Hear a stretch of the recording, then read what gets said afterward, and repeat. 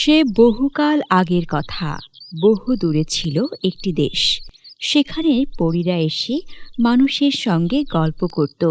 পাখিরা মাছেরা সবাই কথা বলতো। সেখানে ছিল বৃষ্টি গাছ, যে গাছের নিচে দাঁড়ালেই বৃষ্টি ঝরত, সঙ্গে মিষ্টি সুবাস। সেখানে ছিল একটি সুখ নদী, যে নদীর পাশে বসে কেউ দুঃখের কথা বললে নদী তার দুঃখ দূর করে দিত। সে নদীর পাশেই ছিল একটি ছোট্ট গ্রাম। সে গ্রামেই থাকত লক্ষ্মী এক মেয়ে। সবাই তাকে রিমঝিম বলে ডাকত। সে যে ভারী লক্ষ্মী মেয়ে। রিমঝিম সারাদিন ঘুরত, প্রজাপতিদের সাথে নাচত, বনের পাখিদের সঙ্গে গাইত।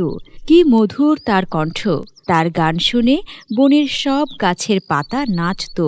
জলের মাছ ডাঙায় উঠে এসে গান শুনত।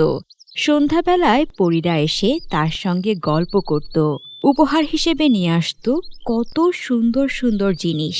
সেসব পেয়ে খিলখিলিয়ে হাসত রিমঝিম। একদিন সুখ নদীর পাশে বসে এক মনে কাঁদতে লাগলো রিমঝিম।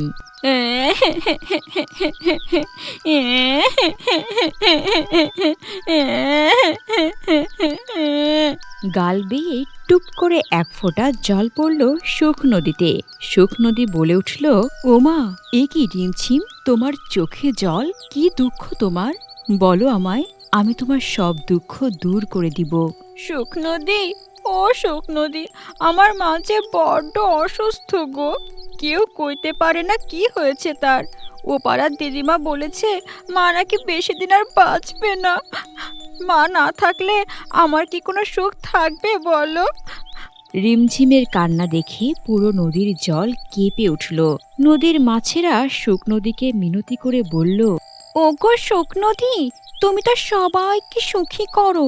রিমঝিমের মাকে তুমি ভালো করে দাও না গো, না হলে আমরা আর কোনো মানুষের জালে ধরা দেব না। বনের গাছেরা মাটিকে বলল, মাটি, তুমি আমাদের সবাইকে বাঁচিয়ে রেখেছ। রিমঝিমের মাকে তুমি বাঁচিয়ে দাও না গো, না হলে আমরা আর কোনো ফুল ফল দিব না। রাতে আলোচনা সভায় বসল সুখ নদী, বনের মাটি, বাতাস আর পরীরা। সবাই অনেক ভেবে খুঁজে পেল রিমঝিমের মাকে বাঁচানোর উপায়। রিমঝিমকে ডেকে বলল, তোমার মাকে বাঁচানোর একটা উপায় আমরা পেয়েছি, কিন্তু সে যে বড় কঠিন উপায়। বলো আমায়, কি সেই উপায়? মাকে বাঁচাতে আমি সব করতে পারবো। বেশ, কাল ভোরে যখন সূর্য মামা পূব আকাশে উঁকি দিবে, তখন একটা ফানুস করে আমরা সবাই তোমায় উড়িয়ে দিব। সেই ফানুস গিয়ে যেখানে পড়বে সেখানেই মিলবে তোমার মাকে বাঁচানোর উপায়। ঠিক আছে, আমি রাজি। আমি কাল ভোরবেলায় এখানে উপস্থিত থাকব। ভোরবেলায় একটি বড় ফানুসে বসিয়ে রিমঝিমকে আকাশে উড়িয়ে দিল সবাই। রিমঝিম গ্রামের মানুষ, নদী, গাছ, মাছ সহ সবাই কান্নাকাটি করল। উড়তে উড়তে বহুদূর চলে গেল ফানুস।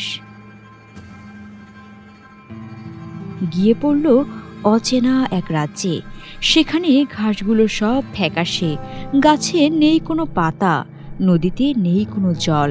হাঁটতে হাঁটতে এক বিরাট রাজপ্রাসাদের সামনে এসে দাঁড়ালো রিমঝিম। রাজমহলে ঢুকে দেখল রাজা বসে কাঁদছে। আপনি কাঁদছেন কেন? রাজা মাথা তুলে দেখল লাল পেরে ঘিয়ে রঙের শাড়ি পরে দাঁড়িয়ে আছে এক মেয়ে। তাকে দেখে বলল, কে তুমি মা? কোথা থেকে এসেছো? আমি অনেক দূর থেকে এসেছি। কি হয়েছে আপনাদের রাজ্যে?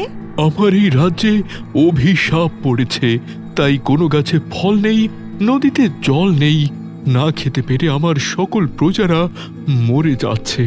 আমার একমাত্র নয়নের মণি রাজপুত্র পানির অভাবে মৃত্যুর সঙ্গে পাঞ্জা লড়ছে। আমি পারবো আপনার রাজ্যকে বাঁচাতে। কি বললে মা তুমি? তুমি পারবে কি করে? কথা দিচ্ছি, তুমি যদি সত্যি আমার রাজ্য আর আমার ছেলেকে বাঁচাতে পারো, তাহলে তুমি যা চাও তাই পাবে। রিমঝিম বাইরে বেরিয়ে এসে গান গাইতে শুরু করলো। তার সে গান শুনে ঘাসগুলো সব সতেজ হয়ে গেল, গাছগুলো সব পাতায় পাতায় ভরে উঠল, নদী জলে ভরে গেল। সঙ্গে কত মাছ। জল খেয়ে বাঁচল রাজপুত্রের প্রাণ। তার সঙ্গে বসে গল্প করতে করতে নিজের দুঃখের কথা বলল রিমঝিম। আমি জানি কি করে তোমরা মাকে বাঁচাবে। কি করে বলো আমায়, কি সেই উপায়? এ রাজ্যের পূর্ব কোণে আছে এক বৃষ্টি গাছ। সে গাছের নিচে দাঁড়ালেই বৃষ্টি হয়। সেই বৃষ্টির জল যদি তুমি তোমার মাকে খাওয়াতে পারো তাহলে তিনি বেঁচে যাবেন। চলো তাহলে, আমাকে সেই গাছের কাছে নিয়ে চলো। তারপর তারা দুজন মিলে চলে গেল সে বৃষ্টি গাছের কাছে। ভিজল আর শিশির ভরে নিয়ে নিল সেই বৃষ্টির জল। তারপর রাজকুমার তার ঘোড়ায় চাপিয়ে রিমঝিমকে নিয়ে গেল তার মায়ের কাছে। বৃষ্টির জল খেয়ে সুস্থ হয়ে গেল রিমঝিমের মা। কয়েক বছর পর খবর পাঠিয়ে রিমঝিমকে পুত্রবধূ করে নিয়ে গেল রাজা।